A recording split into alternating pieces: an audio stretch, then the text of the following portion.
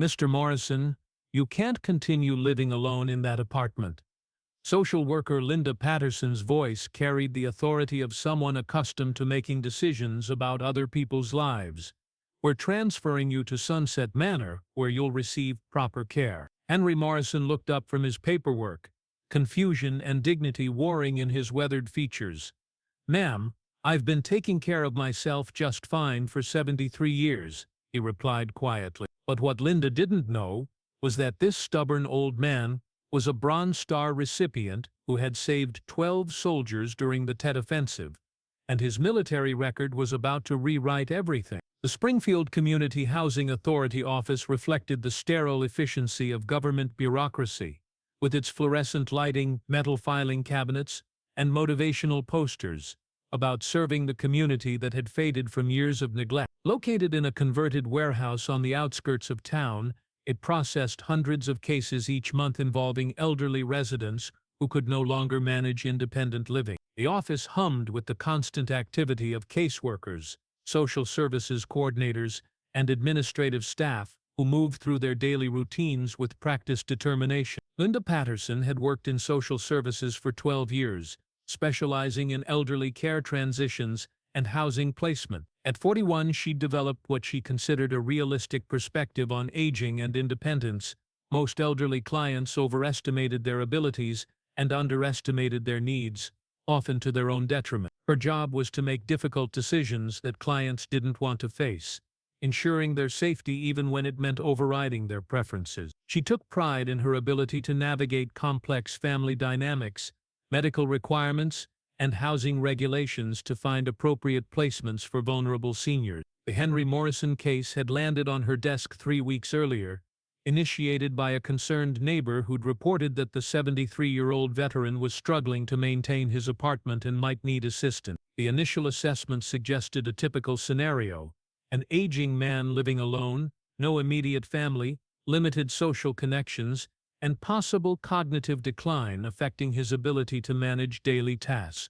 Linda had seen hundreds of similar cases, and the solution was usually straightforward: transition to assisted living, where professional staff could provide appropriate care and supervision. Henry Morrison had lived in the same one-bedroom apartment on Elm Street for 45 years, paying his rent on time every month since returning from his third tour in Vietnam. The building wasn't luxurious: old radiator heating, creaky wooden floors, and appliances that should have been replaced decades ago, but it was his home. He'd raised houseplants in the south-facing windows, worn comfortable grooves in the hardwood floors, and filled the walls with memories that couldn't be packed into a suitcase and transferred to an institutional setting. At 73, Henry moved more slowly than he once had, and the arthritis in his hands sometimes made opening jars challenging.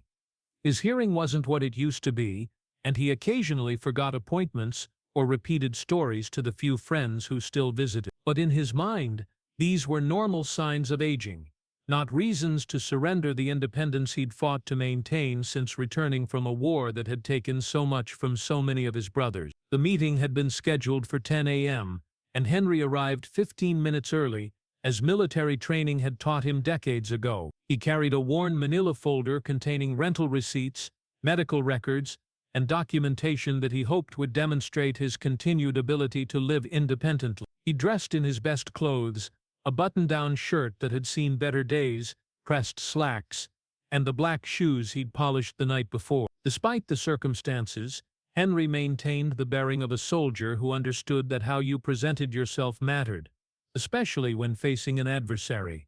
Linda reviewed Henry's file one final time before calling him into her office. The documentation painted a picture she'd seen countless times: an elderly man struggling with the basic tasks of daily living, reported by neighbors who were concerned about his welfare. The assessment noted that he'd been observed having difficulty carrying groceries, had missed several medical appointments, and seemed confused about dates and times when neighbors tried to engage him in conversation. To Linda, these were clear indicators that Henry needed more supervision than independent living could provide.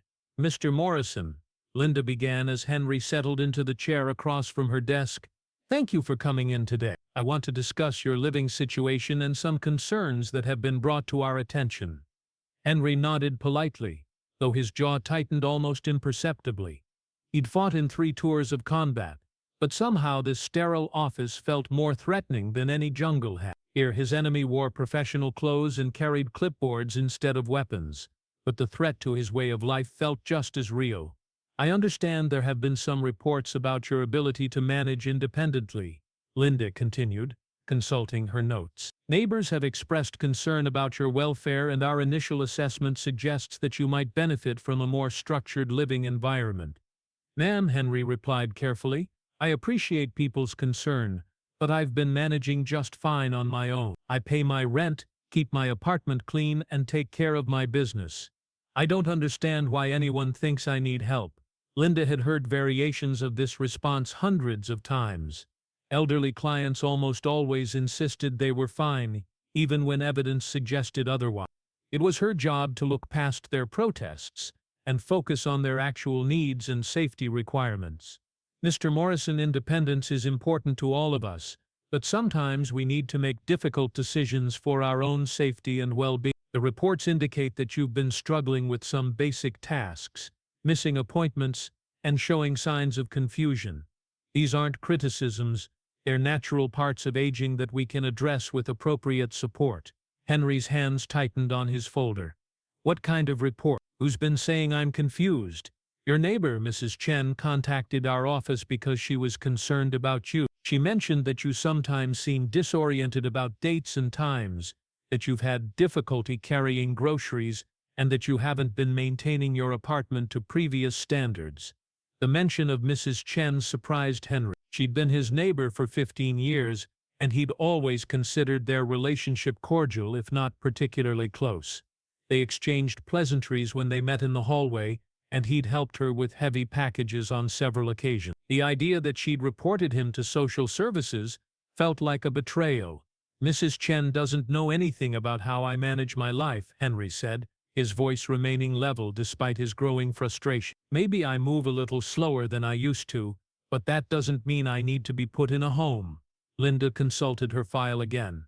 Mr. Morrison, I've reviewed your case thoroughly, and I believe Sunset Manor would be an excellent fit for your needs. It's a well-regarded facility with professional staff, medical support, and social activities. You'd have your own room, but with the security of knowing help is available when you need it. I don't need help, Henry repeated, though he could hear the futility in his own voice. He'd been in enough bureaucratic situations to recognize when decisions had already been made. I've been taking care of myself for 73 years, including 3 tours in Vietnam. I think I can handle living in my own apartment. Linda made a note in her file. Miss Morrison, I appreciate your service to our country, but military experience doesn't necessarily translate to managing the challenges of aging. Our assessment indicates that you would benefit from additional support, and Sunset Manor can provide that in a safe, comfortable environment. Henry felt something inside him harden at her dismissive tone. His military service wasn't just a line on his resume, it was 3 years of his life spent in hell, watching friends die and making decisions that haunted his dreams 40 years later. But to this woman, it was apparently irrelevant to his current situation. Ma'am, Henry said quietly, with all due respect, you don't know anything about my military service or what it taught me about taking care of myself. Linda's patience was beginning to wear thin. She'd had this conversation with dozens of stubborn elderly clients who couldn't accept their limitations. Her job was to ensure their safety, not to indulge their fantasies about continued independence. Morrison, I understand that this is difficult, but we need to focus on practical realities. Based on our assessment, I'm recommending immediate placement at Sunset Manor. The facility has an opening, and we can arrange transportation tomorrow afternoon. Henry stared at her in disbelief. Tomorrow? You're telling me I have to leave my home tomorrow? The sooner we make this transition, the easier it will be for everyone involved. Sunset Manor is expecting you, and delaying will only make the adjustment more difficult. Henry opened his manila folder with hands that trembled slightly, not from age or infirmity, but from anger that he was working hard to control. Ma'am, before you make any final decisions, I'd like you to look at something. Linda glanced at her watch, already thinking about her next appointment. Mr. Morrison, I've reviewed all the relevant documentation. Additional paperwork isn't going to change the assessment. Please, Henry said quietly. Just look at this one document. Something in his tone made Linda pause. She'd learned to recognize when clients were about to become difficult, but Henry's voice carried a different quality, not desperation or anger, but a quiet authority that commanded attention. Henry carefully removed a framed document from his folder and placed it on Linda's desk. The Bronze Star citation was yellowed with age but still clearly legible, bearing the official seals and signatures that marked it as an authentic military decoration. Linda's eyes scanned the formal language, but as she read, her expression began to change. The Bronze Star Medal is awarded to Staff Sergeant Henry Morrison for heroic achievement in ground combat against a hostile force during the Tet Offensive in the Republic of Vietnam. Staff Sergeant Morrison's courageous actions and tactical expertise resulted in the successful evacuation of 12 wounded soldiers under intense enemy fire. Linda continued reading in silence, her bureaucratic certainty beginning to waver as she processed what she was seeing. This wasn't just a standard military service record, it was documentation of extraordinary heroism under the most dangerous circumstances imaginable. When the Firebase Charlie came under coordinated enemy attack, Henry said quietly, I was responsible for getting my wounded brothers to the evacuation zone. 12 men who couldn't walk, couldn't fight, couldn't defend themselves. Enemy fire coming from 3 directions. Mortars falling all around us, and me trying to figure out how to move 12 wounded soldiers across 200 meters of open ground without getting them killed.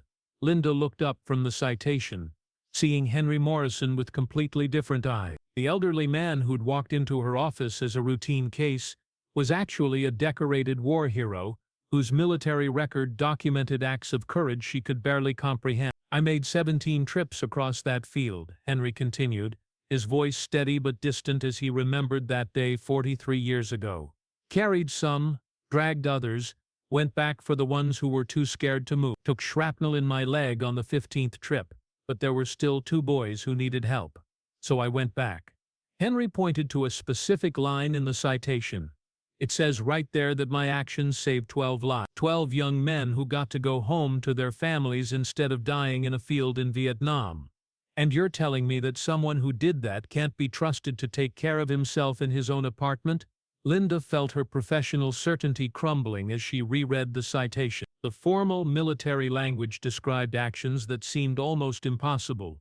A single soldier repeatedly exposing himself to enemy fire to rescue wounded comrades, displaying the kind of courage that most people could never imagine possessing. Mr. Morrison, I had no idea about your military record. This is extraordinary. Ma'am, it's not extraordinary. It's what soldiers do for each other. But it does demonstrate that I know how to assess dangerous situations, make difficult decisions under pressure, and take care of people who depend on me. Those skills don't disappear just because I turned 70. Henry carefully returned the citation to his folder. Now, I'm not asking for special treatment because I'm a veteran. I'm asking you to look at the whole picture instead of just the complaints from one neighbor who doesn't know anything about my daily life. Linda was struggling to reconcile the Henry Morrison she'd been prepared to relocate with the war hero whose documentation lay before her. Her training told her to focus on current assessments rather than past achievements. But the Bronze Star represented more than historical heroism. It demonstrated qualities of judgment, courage, and competence that were directly relevant to his current situation. Morrison, your military service is certainly impressive, but our concern is about your current ability to live safely and independently. The reports we've received suggest— What reports? Henry interrupted, his patience finally frayed. One neighbor who thinks I'm confused because I sometimes forget what day it is. Ma'am, I'm 73 years old. Sometimes I forget things that don't matter. But I remember everything that does matter. How to pay my bills, how to take my medications, how to call for help if I need it. Henry leaned forward slightly, his military bearing becoming more evident. You want to know about my current capabilities? I get up at 0600 every morning, same time I've gotten up for 50 years. I make my bed, clean my apartment, and take care of my business. I shop for my own groceries, cook my own meals, and manage my own finances. I've never missed a rent payment in 45 years, never had a complaint from my landlord, and never asked anyone for help I didn't actually need. Linda was beginning to realize that her assessment might have been incomplete. Mr. Morrison, I understand your frustration, but we have to consider the reports we've received. Your neighbor was genuinely concerned about your welfare. My neighbor sees me in the hallway maybe twice a week, Henry replied. She doesn't know how I live, what I'm capable of, or what my daily routine looks like. She sees an old man moving slowly and assumes that means I'm incompetent. Henry opened his folder again and pulled out a stack of documents. Here are my bank statements for the past year. Every bill paid on time, every deposit made according to schedule. Here are my medical records. I keep all my appointments, follow all my doctor's instructions, and manage my medications without assistance. Here are letters from my landlord, my pharmacist, and my doctor, all confirming that I'm a responsible tenant and patient who handles his own affairs. Linda examined the documents, realizing that her case file contained only negative reports and assessments. She hadn't seen any of the evidence that contradicted the narrative of decline and incompetence that had driven her recommendation for placement. Miss Morrison, why wasn't any of this information included in your initial assessment? Because nobody asked me for it, Henry replied simply. Your investigator talked to one neighbor and made a decision based on her opinion. Nobody came to see how I actually live. Nobody asked me to demonstrate my capabilities, and nobody seemed interested in my perspective on my own life. Linda was beginning to understand that she'd made a significant error in judgment. Her assessment had been based on limited information that painted an incomplete picture of Henry's actual situation. The Bronze Star citation was forcing her to reconsider not just his military background, but her entire approach to his case. Miss Morrison, I need to ask, why didn't you mention your military service when this process started? The Bronze Star is a significant honor that might have changed how we approached your case. Henry was quiet for a moment, choosing his words carefully. Ma'am, I've been a civilian for longer than I was a soldier. What I did in Vietnam was a long time ago, and I've never believed that my military service should give me special treatment in civilian life. I just wanted to be evaluated fairly based on my current abilities, not on what I did 50 years ago. He paused, then continued. But when you told me I couldn't take care of myself, when you dismissed my protests as the stubbornness of an incompetent old man, I realized you needed to understand that I've been making life and death decisions longer than you've been alive. I've faced situations that would terrify most people, and I've proven that I can handle responsibility when it matters most. Linda realized she was facing a decision that would affect not just Henry's future, but her own understanding of how to evaluate elderly clients. The Bronze Star citation represented concrete evidence of capabilities that her standard assessment tools couldn't measure: judgment under pressure, courage in difficult situations, and the ability to function effectively when lives depended on competent decision-making. Mr. Morrison, I need to apologize. I clearly didn't have complete information when I made my initial recommendation. Your military record and the documentation you've provided paint a very different picture than what was in your case file. Henry nodded, but remained cautious. Ma'am, I appreciate that, but I need to know whether you're still planning to force me into that facility tomorrow. Linda looked at the Bronze Star citation again, then at the elderly veteran sitting across from her desk. Her training told her to follow protocol and stick with her original assessment, but her conscience was telling her that she'd made a mistake that needed to be corrected. Mr. Morrison, I'm going to postpone the placement recommendation pending a more comprehensive evaluation. I think we need to conduct a proper assessment that includes your perspective and examines your actual living situation rather than relying solely on second-hand reports. Henry felt a tension he hadn't realized he was carrying begin to ease. What does that mean exactly? It means I'll be conducting a home visit to see how you actually live and manage your daily activities. It means we'll get updated medical evaluations that focus on your functional capabilities rather than just your age. And it means we'll develop a support plan that enhances your independence rather than replacing it. Linda made notes in Henry's file as she spoke. I also want to arrange for you to meet with our Veterans Services Coordinator. We have programs specifically designed to help veterans age in place with appropriate support, rather than automatically transitioning to institutional care. Henry wasn't entirely convinced that this represented a victory, but it was certainly better than being forced into Sunset Manor the next day. And what about Mrs. Chen's complaints? I'll be having a conversation with Mrs. Chen about appropriate ways to express concerns about neighbors, and about the difference between observing difficulties and making assumptions about competence, Linda replied. It's possible that better communication could address her concerns without requiring changes to your living situation. As Henry gathered his documents and prepared to leave, Linda found herself thinking about how many other cases she might have mishandled by relying on incomplete information and standard assumptions about aging and competence. The Bronze Star citation had forced her to confront the possibility that her assessment tools might be inadequate for evaluating people whose life experiences fell outside normal civilian parameters. Mr. Morrison, before you go, I want to ask you something. What would you say to other veterans who might be facing similar situations? Henry considered the question carefully. I'd tell them that their military service matters, not because they deserve special treatment, but because it demonstrates capabilities that civilian social workers might not recognize. I'd tell them to document their competence, gather evidence of their abilities, and never let anyone make decisions about their lives without considering their perspective. He stood to leave, then turned back. And I'd tell them that sometimes you have to fight just as hard for the right to live independently as you fought for your country. The enemy might be different, but the stakes are just as high. Linda watched Henry Morrison walk out of her office with the bearing of a soldier who'd won an important battle. The Bronze Star citation remained on her desk, a reminder that her job involved making decisions about people whose life experiences she might never fully understand. Over the following weeks, Linda conducted the comprehensive assessment she'd promised. Her home visit revealed that Henry's apartment was clean, well organized, and maintained according to standards that exceeded many younger residents. His daily routine demonstrated competence in all areas of independent living, and his medical evaluations confirmed that while he had age-related limitations, none of them compromised his ability to live safely on his own. The Veterans Services Coordinator introduced Henry to support programs that enhanced his independence rather than replacing it. He received assistance with heavy grocery shopping, transportation to medical appointments, and access to social activities with other veterans who understood his experiences. These services addressed the practical challenges of aging while allowing him to maintain control over his own life.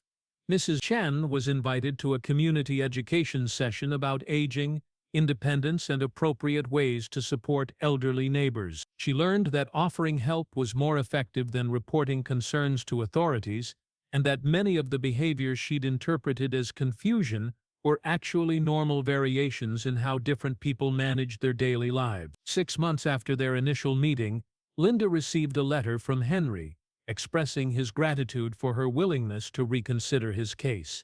He'd remained in his apartment, thrived with appropriate support services, and become an advocate for other veterans facing similar challenges. He'd also volunteered to speak with social workers about the importance of comprehensive assessments that considered military backgrounds and service-related capabilities. The Bronze Star citation was photocopied and included in training materials for new social workers, along with Henry's case study as an example of how incomplete assessments could lead to inappropriate recommendations. The case became required reading for anyone working with elderly veterans, demonstrating the importance of understanding how military experience translated to civilian competence. Henry Morrison continued to live independently in his Elm Street apartment, tending his houseplants, maintaining his routines, and proving every day that competence couldn't be measured solely by age or physical limitation. His Bronze Star citation remained framed on his living room wall, not as a relic of past glory, but as a reminder that courage and capability endured long after the battles that first revealed them. For Linda Patterson, Henry's case became a career-defining moment that changed how she approached every subsequent assessment. She learned that understanding a person's full history was essential to making appropriate decisions about their future, and that assumptions about aging and independence could be both wrong and harmful. The Social Services Office still processed hundreds of cases involving elderly residents, but now every assessment included questions about military service, documentation of actual capabilities, and home visits that revealed how people actually lived rather than how others perceived their lives. And in the filing cabinet where Henry Morrison's case documentation was stored, his Bronze Star citation served as a permanent reminder that heroism in youth often translated to competence in age, and that the fight for independence was sometimes the most important battle a veteran would ever face.